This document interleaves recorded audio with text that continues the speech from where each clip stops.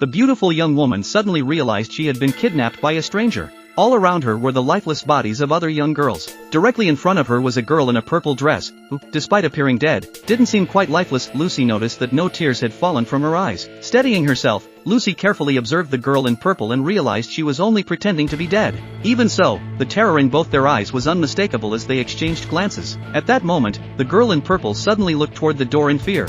Lucy quickly understood why. Peeking from beneath the bed, she saw a man entering the room. Acting fast, Lucy turned her head and pretended to be unconscious. It was a wise move. When the man saw that the girl in purple was still awake, he immediately dragged her out of the room.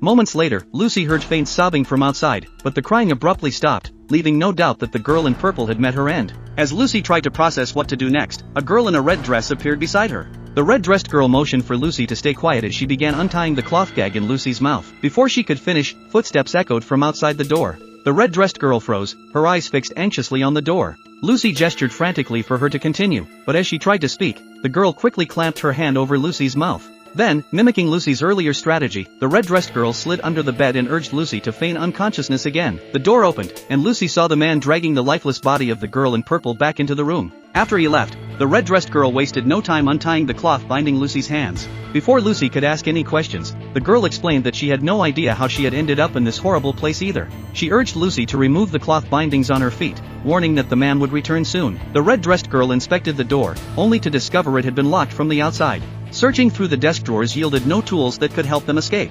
Their situation was dire. Lucy, now free, stood up and noticed the gruesome sight of the other bodies scattered around the room. Slim, young women, all dead. Suddenly, the sound of a key turning in the lock broke their concentration. In a panic, the two girls dashed into the bathroom, only to find it offered no hiding spots. Fear consumed them as they realized there was nowhere to go. Lucy crouched on the floor, resigned to her fate. The man burst into the room, immediately grabbing the red-dressed girl and dragging her out. Her screams echoed through the room, chilling Lucy to her core. Moments later, the man returned for Lucy, and she too could not escape his horrifying grasp.